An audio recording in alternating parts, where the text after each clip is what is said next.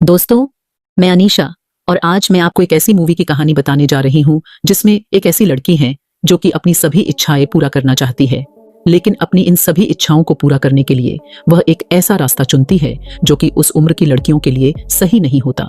अब इन सभी इच्छाओं के चलते उसको अपनी पूरी जिंदगी में अनेक परेशानियों और दिक्कतों का सामना करना पड़ता है। तो जैसे ही हम इस मूवी की कहानी को देखते हैं तो हमें मूवी की शुरुआत लड़की कायरा और उसके बॉयफ्रेंड विन को दिखाया जाता है, जो कि अपना स्कूल खत्म करके कहीं जा रहे होते हैं। फिर वह दोनों एक जंगल में चले जाते हैं। वहां जंगल में पहुंचते ही विन बिना समय गवाए कायरा पर टूट पड़ता है और उसे प्यार करने लग जाता है।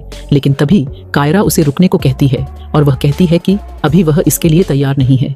इतना कहकर इसके बाद कायरा अपने घर पर आ जाती है और वहां पर उसकी माँ उससे कहती है कि उन्हें उनकी जॉब से निकाल दिया गया है।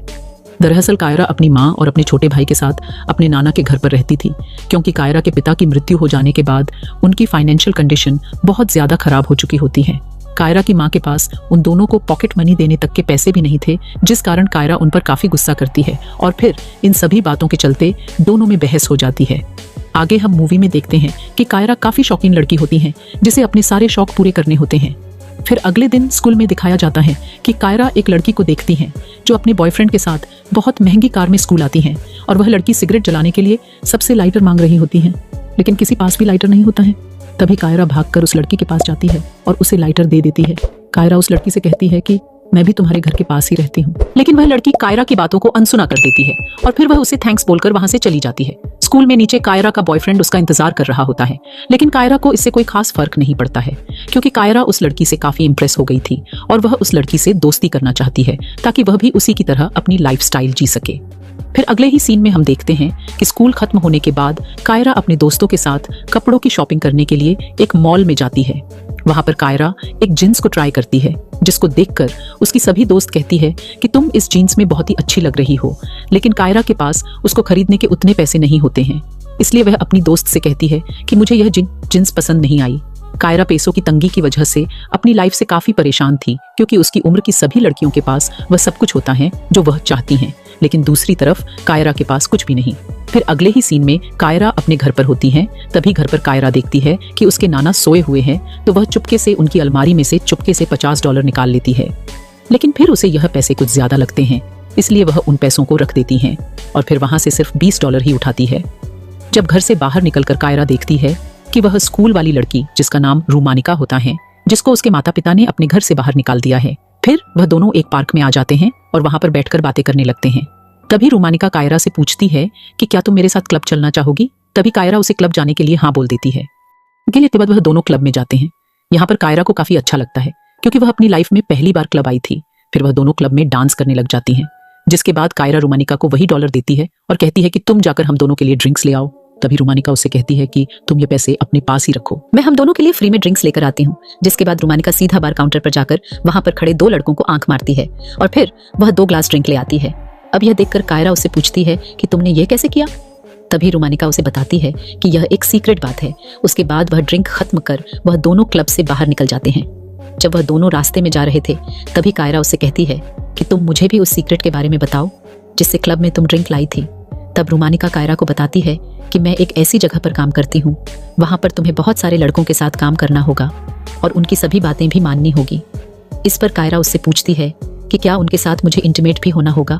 यह सुनकर तभी रूमानिका कहती है कि ऐसा जरूरी नहीं है, लेकिन अगर तुम इंटीमेट होना चाहती हो तो तुम हो सकती हो।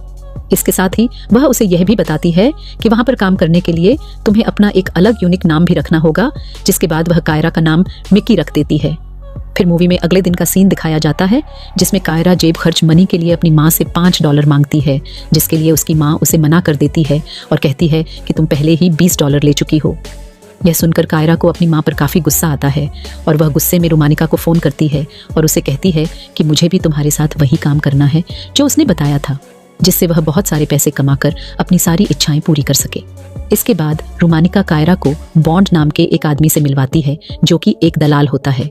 फिर बॉन्ड कायरा से उसकी उम्र पूछता है, तो कायरा उस अपनी उम्र 15 साल बताती है। इसके बाद बॉन्ड उसे अपने साथ ड्राइव पर लेकर जाता है और फिर उसे बहुत सारी शॉपिंग भी करवाता है, जिससे कायरा भी काफी खुश हो जाती है। इसके बाद कायरा घर आकर अपनी माँ को बताती है कि उसे एक होटल में जॉब मिल गई है, जहाँ पर उसकी शिफ्ट दिन में या रात में कभी भी हो सकती है। फिर थोड़ी देर बाद कायरा को उस दलाल बॉन्ड का कॉल आता है और वह उससे कहता है कि तुम्हें तुम्हारा पहला ग्राहक मिल गया है। इसके बाद कायरा बॉन्ड से मिलती है और बॉन्ड कायरा को मार्क नाम के एक आदमी से मिलवाता है। फिर जब कायरा उसके साथ जाती है तो मार्क शुरू में तो कायरा के साथ अच्छे व्यवहार से पेश आता है, लेकिन बाद में वह उसे गलत तरीके से उसके शरीर को छूने की कोशिश करता है। इस पर कायरा उसे यह सब करने से मना कर देती है और वह वहां से चली जाती है। जब रात को बॉन्ड कायरा से मिलता है तो वह उस पर गुस्सा करता है और उससे कहता है कि मार्क उसका रेगुलर ग्राहक है, इसलिए तुम उसे इस तरह मना नहीं कर सकती हो। इसके बाद बॉन्ड उसे कुछ पैसे देता है जिससे वह बहुत खुश हो जाती है। फिर अगले दिन कायरा रोमानिका से पूछती हैं कि क्या तुम किसी आदमी के साथ इंटीमेट हुई हो? तभी रोमानिक उसे बताती हैं, मैं लाखों बार इंटीमेट हुई हूँ। शुरू में तो मुझे यह सब करना अच्छा नहीं लगता है, लेकिन अब मुझे बहुत मजा आता है। ये बात कर ही रही होती हैं कि थोड़ी देर बाद कायरा को फिर से बॉन्ड का कॉल आता है और वह उससे कहता है कि आज रात तुम्हें और रोमानिका दोनों को साथ में आना है। फिर जब वह दोनों रात को एक साथ में एक पार्टी में जाती है और वह दोनों वहां पर बहुत से लड़कों के साथ इंटीमेट होती है। अगले दिन जब कायरा स्कूल में जाती है तो बॉन्ड उसे मैसेज करता है और उसे कहता है कि तुम्हारा क्लाइंट तुम्हारा इंतजार कर रहा है, इसलिए तुम्हें अभी ही आना होगा। अब कायरा के पास वहां जाने के अलावा और कोई ऑप्शन नहीं होता है, इसलिए वह अपने स्कूल में बीमारी का बहाना बनाकर स्कूल से चली जाती है। और फिर जब कायरा क्लाइंट के पास पहुंचकर देखती है कि यह तो मार्क ही होता है, जो कि उस रात उसके साथ कुछ भी नहीं कर पाया था, लेकिन अब इस बार मार्क अपना टाइम वेस्ट ना करते हुए सीधा कायरा पर टूट पड़ता है और उसके साथ इंटीमेट होने लग जाता है। फिर कुछ देर बाद हम देखते हैं कि उनका कार्यक्रम खत्म होने के बाद कायरा काफी उदास लग रही होती हैं। तब बॉन्ड उससे कहता है कि जब तुम्हारा स्कूल खत्म हो जाएगा तब मैं तुमसे शादी कर लूंगा। तो यह सुनकर कायरा को बहुत अच्छा लगता है। अब कायरा का डर खत्म हो चुका होता है, इसलिए अब वह किसी के भी साथ इंटीमेट होने के लिए तैयार हो जाती है और फिर अब वह एक एक करके अपने सभी ग्राहकों को खुश करने में लग जाती हैं, जिससे वह अब ढेर सारा पैसा भी कमा लेती हैं। अगले दिन कायरा के भाई का जन्मदिन होता है और घर के सभी लोग मिलकर जन्मदिन की पार्टी कर रहे होते हैं। तभी कायरा को बॉन्ड का कॉल आता है और फिर वह अपनी माँ से कहती है कि मुझे एक बहुत जरूरी काम के लिए होटल वापस जाना होगा, लेकिन कायरा की माँ उसे होटल जाने से मना कर देती है। तो कायरा उनसे झगड़ा करके वहां से चली जाती है। इसके बाद वह सभी क्लब जाते हैं और वहां पर सभी डांस करते हैं। तभी वहां एक आदमी कायरा के पास आता है और वह कायरा के जिस्म को इधर उधर छूने की कोशिश करता है, लेकिन कायरा उसे मना कर देती है और कहती है कि अगर तुम मुझे $400 दोगे तो मैं तुम्हें जन्नत की सैर करवा सकती हूँ। यह सुनकर वह आदमी उसे $400 देने के लिए तैयार हो जाता है, जिसके बाद कायरा उसे बाथरूम में ले जाकर उसे खुश कर देती है। लेकिन उसे यहाँ पर यह सब करते हुए बॉन्ड देख रहा होता है और उसे यह देखकर बहुत बुरा लगता है। जिसके बाद जब वह दोनों घर जा रहे होते हैं तो बीच रास्ते में ही बॉन्ड कायरा के साथ इंटीमेट हो जाता है।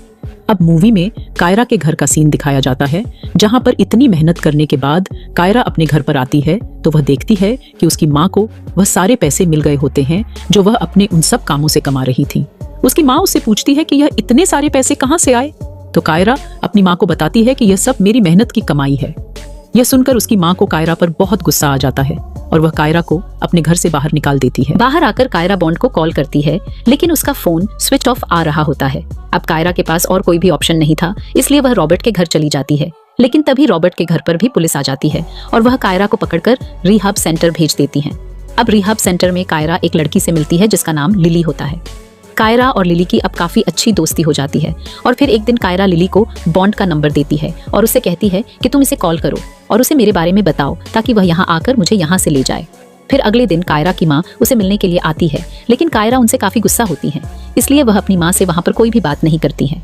फिर अगले दिन कायरा के नाना भी उससे मिलने के लिए आते हैं और वह उससे कहते हैं कि तुम्हारी माँ ने तुम्हें यहाँ पर भेजकर बिल्कुल भी सही नहीं किया।